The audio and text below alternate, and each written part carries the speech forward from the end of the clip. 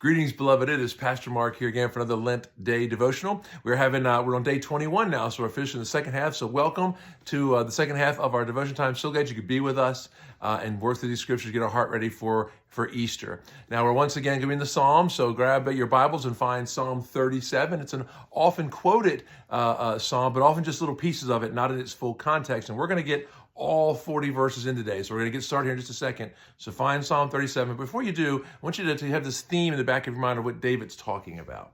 Have you ever had someone in your life who got away with something? Someone who did something wrong, maybe to you, or maybe just in the world. Something does somebody who it's a wicked deed, or it's an evil thought, or it just seems that the wicked prosper, and then it makes you go, that's not fair, that's not just. And that's true, but in the fallen world, it seems that the system that Satan has helped foster here, that wicked things do okay, unfortunately. But David's saying to himself and to his people and to us here today, do not fret about this. Do not worry about this. Don't let it take over your heart, because it'll produce anger in you. It'll make you be consumed by it, and then you'll end up sinning against the person who was a sinner. Instead, he's like, trust in God. Know that God is the one who brings the vengeance. God is the one who's the final arbiter. He sees all, and no one's getting away with anything. So as we go through these texts, you'll keep hearing over and over again, don't worry about what the wicked person got away with. Instead, trust in God, and God will bring vengeance, and God will bring salvation. He is the Lord. Ready? Let's go Psalm 37, verse 1. Do not fret because of evildoers. Be not envious toward doers of unrighteousness, for they will wither quickly like the grass and fade like the green herb. Trust in Yahweh and do good. Dwell in the land and cultivate faithfulness. Delight yourself in Yahweh, and he will give you the desires of your heart. Commit your way to Yahweh, trust in him, and he will do it. He will bring forth your righteousness as the light and your judgment as the noonday. Folks love to quote verses 3 and 4 about, God will give you the desires of your heart. But you have to understand that with the context of verses 5 and 6, that it's because you're doing God's desires. You're following God's will. So of course he'll give you what you're desiring, if that desire is actually to please God and to fulfill his will. Look at verse 7. Be still in Yahweh and wait patiently for him. Do not fret because of him who prospers in his way, because of the man who carries out schemes of wickedness. Cease from anger and forsake wrath. Do not fret, it leads only to evil doing. For evildoers will be cut off, but those who hope for Yahweh, they will inherit the land. Yet a little while, and the wicked man will be no more. You will look carefully at his place, and he will not be there. But the lowly will inherit the land and will delight themselves in abundance, in abundant peace. The wicked schemes against the righteous and gnashes at him with his teeth. The Lord laughs at him. I love that imagery of God literally laughing at someone thinking they're getting away with hurting his people or doing what is wrong. For he sees that his day is coming, and the his there is not God. It's man's day, the wicked man's day. Judgment is coming, so God laughs at him. Verse 14, the wicked have drawn the sword and bent their bow to cast down the afflicted and the needy, to slay those who are upright in conduct. Their sword will enter their own heart, and their bows will be broken. Better is the little of the righteous than the abundance of many wicked.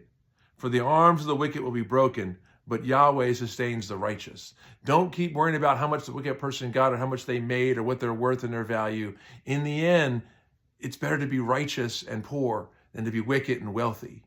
God sees all, and he returns blessing on those who seek his face and judgment for those who don't.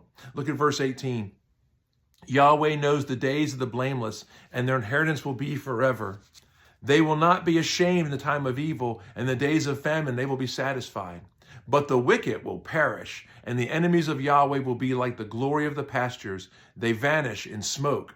They vanish away.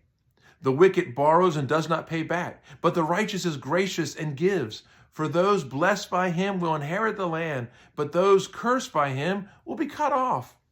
The footsteps of a man are established by Yahweh, and he delights in his way when he falls. He will not be hurled headlong, because Yahweh is the one who sustains his hand. And he goes on a little bit personal here. I was young, and now I am old. Yet I have not seen the righteous forsaken, or his seed begging bread. All day long he is gracious and lends, and his seed is a blessing. Depart from evil and do good, so you will dwell forever.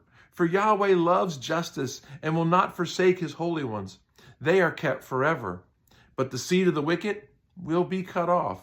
The righteous will inherit the land and dwell in it forever. The mouth of the righteous utters wisdom, and his tongue speaks justice. The law of his God is in his heart. His steps do not slip. The wicked spies upon the righteous and seeks to put him to death. Yahweh will not forsake him in his hand. He will not condemn him when he is judged. Hope for Yahweh and keep his way, and he will exalt you to inherit the land. When the wicked are cut off, you will see it. Then he goes on again, more of a personal explanation in these last several verses. Observe the blameless man and behold the upright, for the man of peace will have a posterity, but transgressors will be altogether destroyed. The posterity of the wicked will be cut off, but the salvation of the righteous is from Yahweh. He is their strength in times of distress. Yahweh helps them and protects them. He protects them from the wicked and saves them, because they take refuge in him. Listen, beloved, I keep thinking of, since we're coming towards Easter, of that time between Jesus' arrest on Monday, Thursday, early on Good Friday, until the empty tomb on Sunday. You know the disciples were heartbroken. How could this man of God have been betrayed? How could this have happened? One of our own even did it. And it looked like that the evil was going to win. The wicked were going to prosper. But on Sunday morning, the tomb was empty. Jesus declared victory over sin and death and hell. And that's all we need to know. Don't dwell on the wicked who seem to get away with it. Focus on God. Trust in God. Remember the empty tomb of the first Easter Sunday. Looking forward to seeing you again tomorrow for another devotional. You all take care and God bless. Bye-bye.